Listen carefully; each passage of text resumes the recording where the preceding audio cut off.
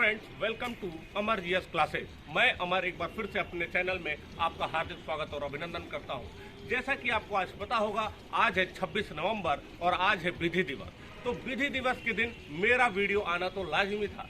तो देखते हैं आखिर ये विधि दिवस 26 नवंबर आखिर ये क्या है, इसकी क्या विशेषता है, ये क्यों विधि दिवस मनाया जाता है और संविधान दिवस क्यों मनाया जाता है।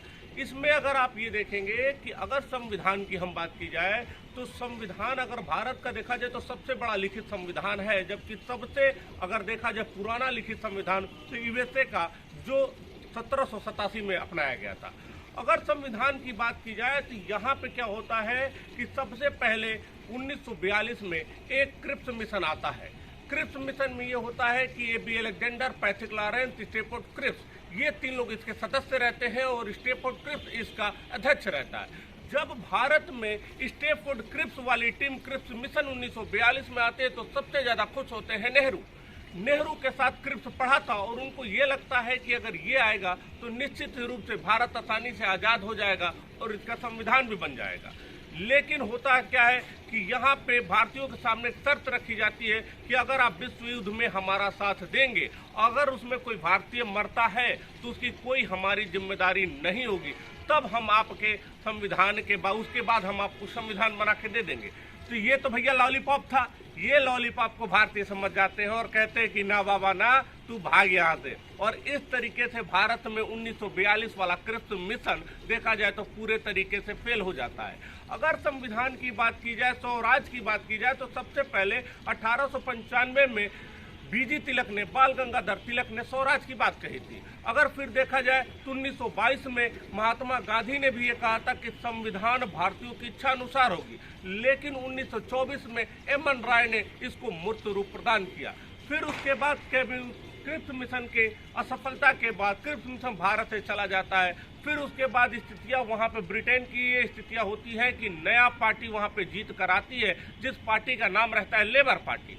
लेबर पार्टी से जो नए प्रधानमंत्री बनते हैं उसका नाम रहता है क्लिमेंटन एटली। एटली जब जीत कर आता है कि हाउस ऑफ कॉमन में भाषण देता है मार्च 1946 में और कहता है कि मैं भारतीयों की स्वतंत्रता के लिए तत्पर हूँ, और इस प्रकार वो भारतीय स्वतंत्रता की बात करता है और यहाँ पे भारत में कैबिनेट मिशन भेजता है। अपने ही कैबिनेट के 3 मंत्रियों को भेज दिया ब्रिटेन से भारत, और उसका अध्यक्ष इस बार वही तीनों सदस्य थे। लेकिन एटलिया कहता है कि देख क्रिप्सवा, पिछले बार मामला गड़बड़ा दिए थे, इस बार अध्यक्ष को बदल देता है और पैट्रिक लॉरेंस को अध्यक्ष चुन लिया जाता है। इस प्रकार जब ये तीनों टीम आती है, कैबिनेट मिशन आती है, तो ये भारत के संविधान की बात करती है। तो ये तो आई थी भारत के संविधान के बात करने में। ये बताती है कि सबसे पहले भारत के संविधान के लिए जरूरी है संविधान सभा, और इस तरीके से संविधान सभा बन के तैयार होता है। संविधान सभा होता है और यहाँ पे ये होता है संविधान सभा का चुनाव होगा। एक सदस्य 10 लाख लोगों का प्रतिनिधित्व करेगा, और इस तरीके से क्या होता है कि 389 सीट होती है यहाँ पे संविधान सभा सदस्य के लिए जो जीत कर आते हैं। इसमें स्थिति ये पैदा हो जाती है कि इसमें मुस्लिम लीग अलग चुनाव लड़ती है, कांग्रेस अलग चुनाव लड़ती है।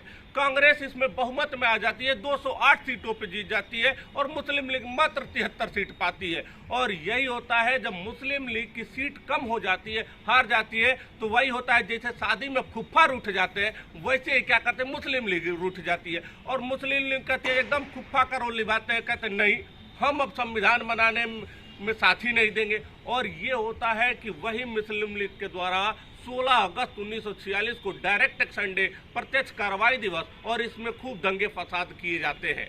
उसके बाद अगर देखा जाए संविधान सभा की पहली बैठक देखी जाए बेटा, तो 9 दिसंबर 1946 को, ये स्टूडेंटों के लिए बेटा मैंने यूज किया, अपने बड़े भाइयों को हमारा चरण स्वर। 9 दिसंबर 1946 को संविधान सभा की पहली बैठक होती है, जिसके अध्यक्ष सच्चिदानंद सिन्हा होते हैं। ये सबसे वयोवृद्ध थे, इस लीग को अध्यक्ष चुन लिया जाता है। मुस्लिम लीग ने इसका पूर्ण रूप से बहिष्कार किया। ठीक उसकी ये बैठक दिल्ली में हुई थी। ठीक उसके 2 दिन बाद 11 दिसंबर 1946 को दिल्ली में बैठक होती है और इसके अध्यक्ष राजेंद्र प्रसाद थे। उसके बाद क्या होता है, 13 दिसंबर 1946 को नेहरू द्वारा उद्देश्य प्रस्ताव पारित किया गया। ये उद्देश्य प्रस्ताव पूर्ण रूप से लागू होता है 22 जनवरी 1947 को।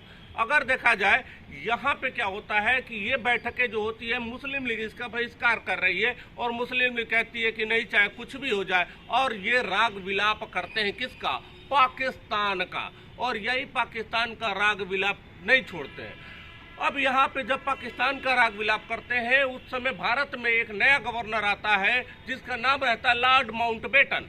जब लॉर्ड माउंटबेटन भारत आ जाता है, वो मार्च में आता है और यहाँ की स्थितियों को भांपता है और तुरंत भाग जाता है कहाँ? ब्रिटेन। और वहाँ पे जाके एटली चाचा को कहता है, देखो चाचा मामला बड़ा गड़बड़ है भारत में, वो एक साथ नहीं रह सकते, अब लग रहा है पाकिस्तान बनी जाएगा। और यहाँ पे आप देखेंगे माउंटबेटन योजना आता है। 3 जून की योजना क्या थी, ये मेरे ऑनलाइन क्लास और ऑफलाइन क्लास दोनों जगह बताई जाएगी, लेकिन अभी फिलहाल मैं विधि दिवस पे बात कर ले रहा हूँ।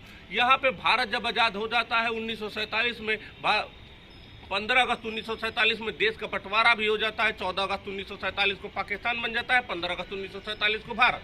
इस तरीके से उसके बाद संविधान, उसके बाद एक आती है परामर्श समिति, और इसमें ये होता है कि आप लोग सब लोग मिल के परामर्श दें। BN राव इस पे एक रिपोर्ट बनाते हैं, 60 देशों से भी परामर्श लिया गया। BN राव अपनी रिपोर्ट बनाते हैं, प्रस्तुत करते हैं। इसी बीच आ जाता है प्रारूप समिति, और इसी प्रारूप समिति के अध्यक्ष थे बाबा साहब भीमराव अम्बेडकर, और इसमें 7 सदस्य थे। इस तरीके से क्या होता है कि बाबा साहब लोग और इनकी पूरी टीम और पूरी संविधान सभा मिलके संविधान बनाने में जुट जाती है। इस संविधान का 3 बार वाचन हुआ, प्रथम वाचन, दूसरा वाचन, तृतीय वाचन। परामर्श समिति ने जब पहली रिपोर्ट दी थी उस समय संविधान में 243 अनुच्छेद थे, लेकिन 3 वाचन के बाद उसके बाद क्या होता है कि पूर्ण रूप से संविधान जब बनकर तैयार होता है तो आज ही की तिथि 26 नवंबर 1949 को संविधान को अंगीकृत कर लिया जाता है, गले लगा लिया जाता है, अपना लिया जाता है। लेकिन दिमाग में प्रश्न ये उठ रहा होगा आपके मित्रों कि जब 26 नवंबर 1949 को हमारा पूर्ण रूप से संविधान बनकर तैयार हो जाता है तो अपनाया क्यों नहीं गया? तो उसके पीछे कहानी थी नेहरू जी की कसम।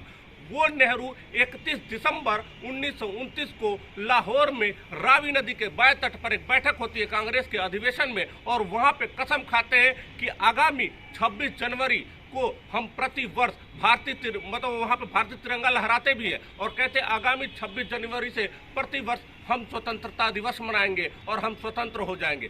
क्या भारत, मैं आपसे क्वेश्चन पूछता हूं, क्या भारत 26 जनवरी 1930 को आजाद हुआ था? जवाब मिलेगा नहीं मित्रों। तो क्या अंग्रेज जब भारत छोड़कर 15 अगस्त 1947 को जा रहे थे तो हम लोग तो उनसे कह नहीं सकते देखो नेहरू कसम खाए हैं तुम बाद में जाना, 26 जनवरी को जाना, तो वो कहेंगे ठीक है, एक दो कसम और खा लो, हम यही टिके हैं। लेकिन क्या होता है, ये देश छोड़ के चले जाते हैं तो आज़ादी तो भैया जब मिल गई 15 अगस्त 1947 को ले लो।